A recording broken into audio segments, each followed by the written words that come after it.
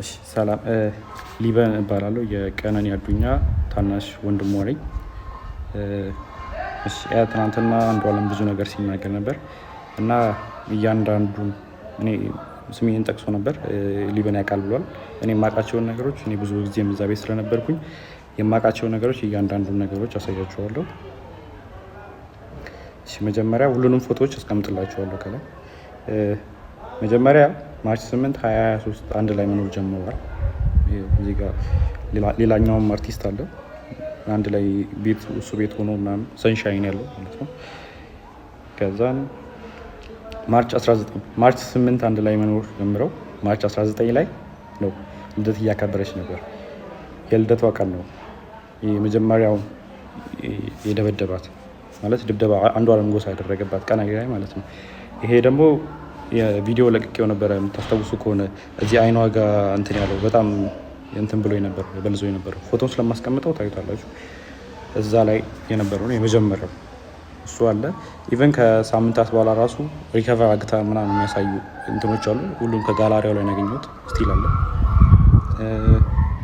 ከዛ በኋላ ደግሞ የእንትኑ አለ የኦክቶበር 14 2023 የእጇን ተሰብራ የታሸጋለችው ይህም ከስልኳ ላይ ነው ያለው። ከዛን ፌብሩዋሪ 29 2024 ይሄ ፎቶ እዚህ ላይ የምታዩት ከሆነ ጊታር ይዟል ይሄ። ስለዚህ ከዚህ በኋላ ይሄን ጊታር የሰበረበት ቀንና ሽጉጥ የተኮሰበት ቀን ነበር። አንድ ቀን ነው ይሄ የተከተለው። የዛን ቀን እኔ ነበርኩኝ ቤት ውስጥ ማለት ነው። ከዛም ጠዋት አንዷለም ያው ሌሊት አምሽቶ ነው የሚመጣው። በቃ ጠዋት ሊነጋ አካባቢ ሲል ነው የሚመጣው ወደ 11 ሰዓት አካባቢ ምናምን እና ሁሌ የዛን ሰዓት ጭቅጭቅ አለ በአንዷለምና በቀነኒ በኩል ሁሌ በዛ ሰዓት ጭቅጭቅ አለ። ሁሌ ይቀያየራል። በቃ ጠዋት ሊነጋ አካባቢ ሲመጣ ሁሌ ተቀያይሮ ነው የሚመጣው። ከዛን የዛን ቀን ተኝቼ ነበረ። እኔ 1 ሰዓት አካባቢ ይሆናል ተኝቼ ነበረ። እኔ ገስት ሩም ነበር የተኛሁት። ከዛን ቀነኒ ሮጣ ገባች እኔ ያለሁበት ክላስ ማለት ነው። ከዛን በሩ ስዘጋ የዛን ጊዜ ተነሳሁኝ። ከዛን ምንድነው አስለ ጊዜ እንትኑን ይሄ ጊታሩን ወርውሮ ሲሰብረው ነበር የዛን ቀን ኮሪደሩ ላይ። ከዛን ምንድነው ሆናሱ ጊዜ ተነሳ አንተ ለማጋት ትሄዳለህ ምናምን ነገር አለችኝ። ከዛን ምን ተፈጥሮ ነው ምናምን ስላት ጊዜ ከዛን ሽጉጥ አቀባበለ አንዷለም በሩ ጋር ቆሞ ማለት ነው። ከዛን እኔ ላናገረው ሆናሱ ጊዜ ከዛን አይሆንም ይመታሃል ምናምን ብላ እሷ አይተኩስም አንተ ተረጋጋ እኔ ያናግረዋለሁ እንዳትገባ በመሀል ብላ በሩን ከፍታ ወጣች። ከዛን ሽጉጡን ፊቷ ላይ ደቀነባት። ከዛን የሆነ ፎቶ አሳያት። ይህ ፎቶ አንቺ ነሽ አላት። እሷን አይደለሁም አለች።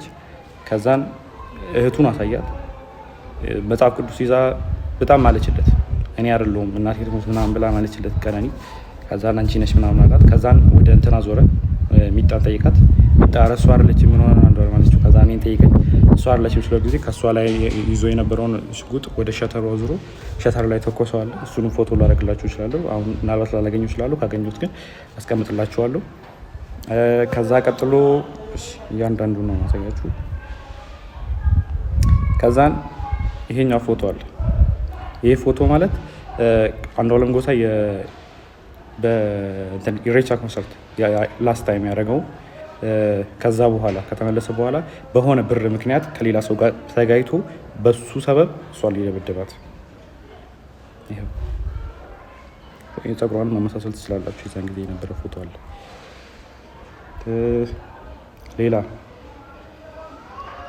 ሌላ ጃንዋሪ 27 2025 ይሄ ፎቶ አለ። ይሄ ደግሞ ከመሞታ 1 ወር ከ15 ቀን ወይ 1 ወር ከምናምን ነው የሚሆነው። ጃንዋሪ 27 ማለት እሷ ማርች 11 አካባቢ ነው። ስለዚህ በጣም 1 ወር ከ15 ቀን ማለት ይቻላል። የዚህን ቀንም እኔ እዛ ቤት ነበር። ማታ መብራት የለም ነበረ። ከዛን አንድ ላይ እየተጫወትን ነበረ። እሱ ነው አብሮን ነበረ። እህቱም ነበረች። አንድ ላይ እየተጫወትን ነበረ። ከዛን 4 ሰዓት አካባቢ የሆነ የሚጠቃቀማቸው ነገሮች አሉት እሱ የራሱ የግል ሱሶች ምናምን ነገር አሉበት። ከዛን እሱ ሊጠቀም ስለፈለገ የሚጣናተኝ ወይ ምናምን ሲላ ጊዜ ከዛን ያው እኔ ፊት ማድረግ ስለደበረው ይሆናል ምናምን ብዬ እኔም ገብቼ ተኛው። ከዛን ወደ 10 ሰዓት 11 ሰዓት አካባቢ መሰለኝ በጣም ጭቅጭቅ ሰማሁ እና እኔ ሚጣ ክላስ ነበርኩ እንደው ከዛን ከሚጣ ክላስ ወደዚህ የሚጠቀም ገስትሩሙ አለ። ከገስትሩሙ የሰራተኛው ከሰራተኛው ነው ሳሎን ቤት ያለው። ከዛን ጭቅጭቅ በጣም ይጨቃጨቃሉ ምናምን ነገር ስለምን እንደሆነ በደንብ አላውቅም፣ አልሰማሁትም። ግን ጭቅጭቅ የሆነ የጭቅጭቅ ድምፅ ሊሰማኝ ነበር። ከዛን ተነሳው በጭቅጭቁ። ከዛን በመሀል አልገባም ብዬ ለረጅም ሰዓት ቁጭ አልኩ። ከዛን የሆነ ሰዓት የሚወድቅ ነገር ሰማሁ። ከዛ የዛን ጊዜ ከፍቼ ስወጣ ቀጥታ በኮሪዶሩ ላይ የነበረው አንዷለም ነበረ። አንዷለም እንትን አለኝ ነው ግድት በመሀላችን እንዳትገባ ምናምን ብሎ እኔ መልሶኝ በሩን ቆልፎ የሚጣ ክላስ ውስጥ ነበርኩ በሩን ቆልፎት ከዛን 5 ደቂቃ ምናምን ቆይቶ መጣና ከፈተው ሂድና እናግራት አለኝ። ከዛን በሩ ጋር ሲሄድ ጥርሱ አካባቢ ደምቷል። ከዛን ጥርሱ አካባቢ ደምታለች። ወርቃ ዝም ብላ እያለቀሰች አይደለም፣ ዝም ብላ ቁጭ ብላ ነበር። ከዛን ሚጣን ቀሰቀሳት። እዛ ሚጣና እኔ ወስደን እሷ ሚጣ ገስትሩም ለእኔ ይለቃልኝ ነበር የእሷን ክላስ። ከዛ እሷ ገስትሩም ነበር የነበረችው። ከዛን ገስትሩም አስገባናት ከሚጣ ጋር። ከዛ በኋላ እንደዛ ሆና እኔን ስታይኝ ማለት እኔ እንደዛ ሆኜ እሷን ስላየኋት በጣም አለቀሰች። እኔ እንደዚህ ሆኜ እኮ ምናምን ብላ መልቀስ ጀመረች ምናምን ነገር። ከዛም በጠዋት ተነስና ሂድ አለች። ከዛም ወደ 11 ሰዓት አካባቢ ይሆናል የዛን ሰዓት። ከዛን 12 ሰዓት ተኩል ያው አልተኛውም፣ ዝም ብዬ ቁጭ አልኩኝና 12 ሰዓት ተኩል ሲሆን ወጥቼ ሄድኩኝ እና ፎቶ ካያችሁት ከላይ ሰዓቱ እኔ ከሄድኩኝ በኋላ ነው የተነሳቸው እነዚህ ፎቶዎች ማለት ነው።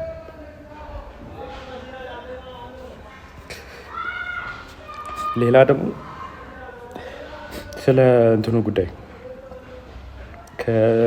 እሷ ከመሞቷ ከሳምንት በፊት እንትን ምርመራ አግታ ነበር፣ የመካንነት ምርመራ ማለት ነው። ይሄ ያደረገችው ይኸው ፍራይዴ ማርች 7 አርብ ቀን ማለት ነው። እሷ የሞተችው ማክሰኞ ቀን መስለኝ እና ቀኑ አለ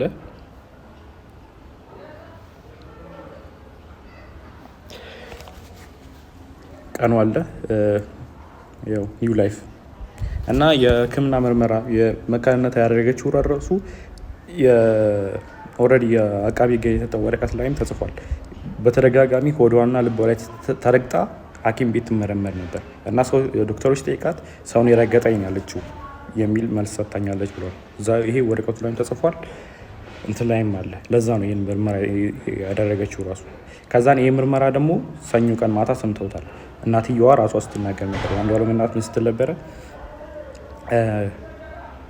ደውላልኝ እኔ እኮ መውለድ እችላለሁ አለችኝ። ከዛን እኔ እንደውም ለካስ ልጄ ነው ወይ አልኳት ብላ ራሷ የአንዷለም እናት ስትናገር ነበረ። ከዛ ሲቀጥል ደግሞ ስለ ቤተሰቦቼ ነፍሷን ይማርና ቀነኒ ለካ በሚዲያ ላይ ከምናውቃትም በላይ ሲበዛ እጅግ ቻይና ጠንካራ ልጅ ነበረች። ብትቀጠቀጥ ነፍሷ ቶሎ የማይወጣ ፍጹም ትዕግስተኛ ሴት። ሰሞኑን ድምፃዊው አርቲስት አንዷለም ጎሳ በተነሱበት ትችቶች ዙሪያ ምላሽ ሲሰጥ የተናገረውን ንግግር ስናዳምጥ ግን እንዲሁም ወንድሟ የተበደለችውን በደል ሲናገር ሕግ ለፍትህ ያለውን እውነተኛነትና ትክክለኛ ስራ ከመስራት አንጻር ክፍተትን ከሕግ አካላቶች በኩል እንዳለ ለመመልከት ችለናል። ምንም እንኳን ቀነኒ ራሷን አጥፍታለች የሚለው ጥርጣሬ እርግጥ ቢሆንም እርሷን ለማጥፋት ምክንያት ራሱ አንዷለም ጎሳ መሆኑን በእርሱ አንደበት ስለ አሟሟቷ የሚናገረውን ነገር ከበቂ በላይ ማስረጃ ነው። ይስፋ ብላ ራሷን ከፎቅ ወረወረች ሲል ተናግሯል። ይህ ማለት ለሞቷ ምክንያት ሙሉ ለሙሉ እርሱ እንደሆነ በማያሻማ መልኩ ያረጋግጣል። ታዲያ ገዳዩን የያዙት የህግ አካላት በምን አግባብ አንዷለም ጎሳን ከተጠያቂነት ነፃ ያደረጉት የሚለው ጥያቄን ይጭራል። ምንም እንኳን ገዳዩዋ ነው ሊባል ባይችልም ለሞቷ ምክንያት በመሆኑ ከወንጀል ድርጊቱ ሙሉ ለሙሉ ነፃ ነው ሊያስብለው አይችልምና የህግ አካላት በድጋሚ ጉዳዩን ሊያጠኑት የሚገባ ይመስለኛል። ፍትህ ለሁሉም እኩል መሆኑን ማረጋገጥ ህግን ማክበርና የማስከበር ህገ መንግስታዊ ግዴታ ነውና። መላው የኦሮሞ ህዝብ፣ መላው የኢትዮጵያ ህዝብ እንድታቁልኝ የምፈልገው እንደ ቀነኒ ቤተሰብ እኛ ከአባገዳዎቹ ጋር ያልተስማማንበት ቦታ የአባገዳን ስርዓት የገዳን ስርዓት አለመቀበል ሳይሆን አለማክበር ሳይሆን የቀነኒ ጉዳት በግልጽ ሊጣራ ይገባል ከሚል አኳያ ነው። ፊቷን እንደዛ ያደረገው የደረሰባት ጉዳት መጠንና ጥልቀት መታወቅ አለበት።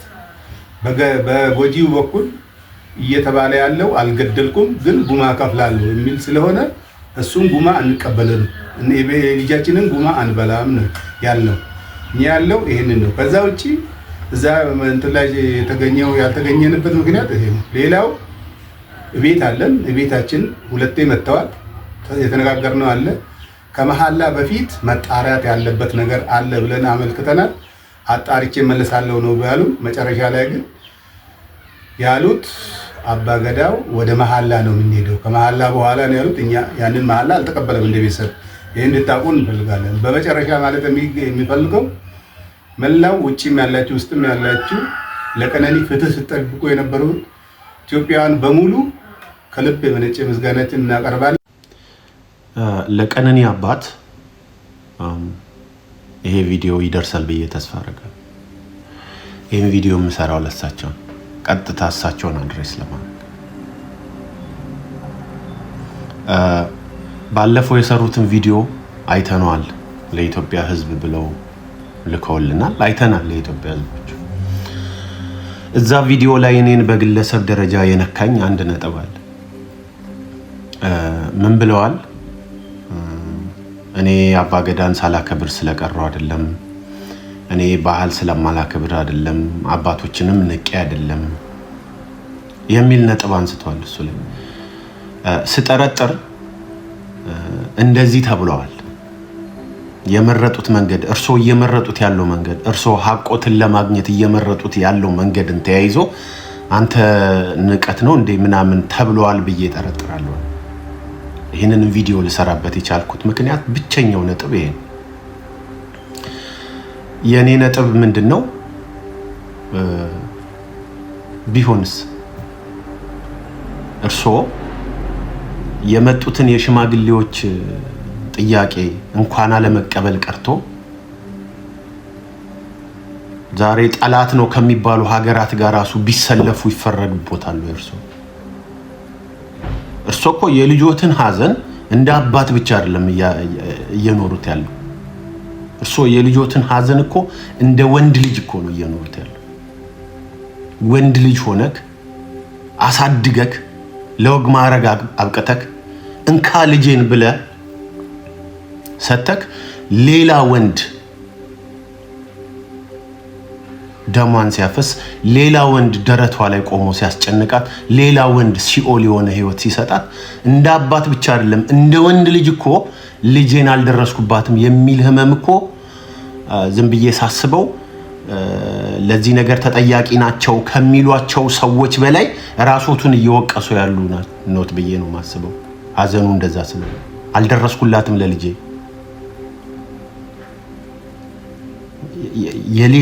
ወንድ ልጅ ሆነ ልጅን ሌላ ወንድ ሲነካብ ማለት ነው። that's painful። በዚህ ሁኔታ ውስጥ ይያሉ፣ በዚህ ህመም ውስጥ ይያሉ፣ በዛ ላይ ነገሮች ተድበስብሰውብኛል እንዲጠሩ ፈልጋለሁ በሚል ምክንያት ሊያጠራልኝ የሚችለው ይሄ መንገድ ነው ብለው የፈለጉትንስ መንገድ ቢመርጡ ይፈረድቦታል? አይፈረድቦትም። ይህ እኔ አይደለም ማለት መላው የኢትዮጵያ ህዝብ ነው። ምንም አይነት መንገድ ቢይዙ፣ ምንም አይነት ጥያቄ ባይቀበሉ፣ ምንም አይነት ግብዣ ባይቀበሉ፣ ምንም አይነት የእርቅ ጉዳይ ነገሮች ይሄ መስተካከል አለበት ብለው ቢጠይቁ፣ ምንም ቢያረጉ የሚፈርድቦት ሰው የለም። በዚህ ህመም ውስጥ እያሉ ሀገር ቢክዱ አልፈርድቦትም ስሎት። በዛ ላይ አንድ መነሳት ያለበት በጣም ትልቅ ነጥብ አለ። ዝናና ብር የማይነካው ቦታ የለም። ዝና፣ ብር፣ ስልጣን የማይነካው ቦታ የለም። ብር ከሌለክ፣ ዝና ከሌለ፣ ስልጣን ከሌለ ተስፋ አንድና አንድ ብቻ እውቀት። ምክንያቱም ዝና የሚያነሳውን አቧራ፣ ስልጣን የሚያነሳውን አቧራ፣ ገንዘብ የሚያነሳውን አቧራ ተሻግሮ ማየት ይችላል እውቀት ካለክ ድሃ ብትሆን። ለዛ ነው እንማር ትምህርት ነው ተስፋችን የምንለው። ስለዚህ አንዳንድ ብሮች የሚያነሷቸው አቧራዎች አሉ፣ ስልጣኖች የሚያነሷቸው አቧራዎች አሉ። ምሳሌ ማንሳት ይችላል። ኦቦ አዱኛ የመምህራን ማህበር የሚባል አለን። የጤና ባለሙያዎች ማህበር የሚባል አለ። የእምነት ተቋማት ካውንስል የሚባል ካውንስል አለ። እነዚህ እንትን ያሉት የተቋቋሙት ለባለሙያዎቹ ለተራ ባለሙያዎቹ መብትና ጥቅም ለማስከበር። ነገር ግን ማህበር ከሆኑ በኋላ የማህበሩ ባለስልጣናት ቀጥታ ኢንላይን የሚያደርጉት ከባለብር ከባለዝና ከባለስልጣን ጋር። ከዛ ምን ይሆናል? አስተማሪው ራበኝ ሲል ረሃብ የሚባል ነገር የለም ብሎ የአስተማሪ መምህራን ማህበር አቋም ያወጣል፣ መግለጫ ያወጣል። ሐኪሙ ራበኝ ሲል የሕክምና ማህበር ባለስልጣናት የሕክምና ማህበሩ ተወካዮች ምናምን ከባለስልጣን ጋር ፎቶ ይነሱና ውይይት ተደረገ ብለው በዛው እንትን ይላል። ሰዎች በእምነታቸው ብቻ ታሰሩ፣ በእምነታቸው ብቻ ተገደሉ፣ በእምነታቸው ብቻ ተመርጠው ታረዱ ሲባል የእምነት ካውንስሎች ይወጡና እንዲህ የሚባል ነገር የለም ብለው እንትን ይላል። የነዚህ ጉዳይ የሚያሳዩት እነዚህ ማህበራት እነዚህ ቡድኖች በብር በስልጣንና በዝና እንደተጠለፉ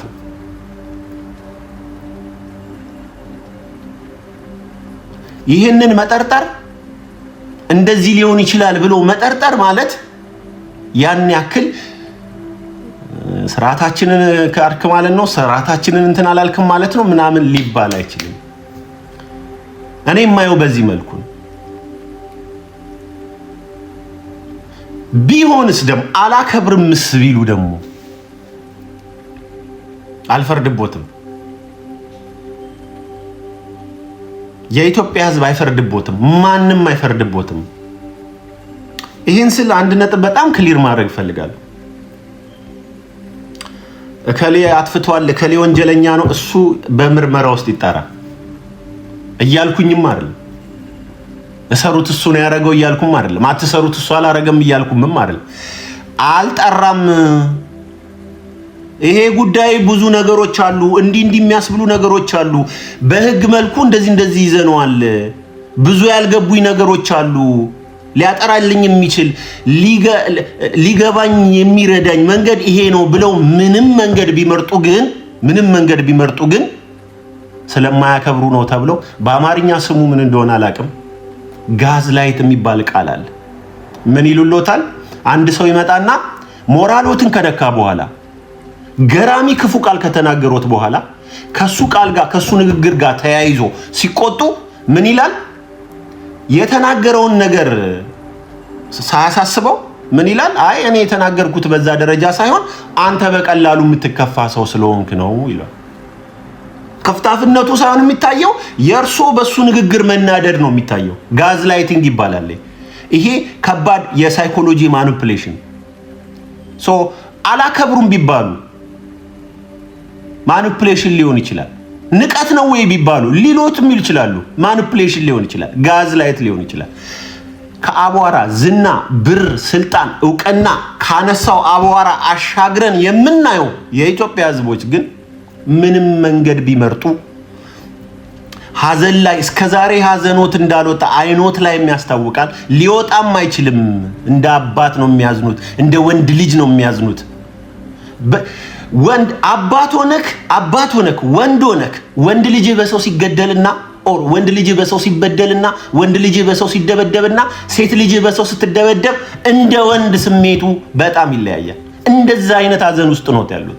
ምንም መንገድ ቢመርጡ ምንም አይነት መልኩ ቢከራከሩ በርሶ የሚፈርድ ንቀት ነው ወይ ባህል ትተው ነው ወይ ሽማግሌ ንቀው ነው ወይ ቢባሉ ሁሉ እንኳን ከዛ ቀርቶ ከኤርትራ ጋር ቢሰለፉ ከሶማሊያ ጋር ቢሰለፉ የሚፈርድቦት ሰው የለም።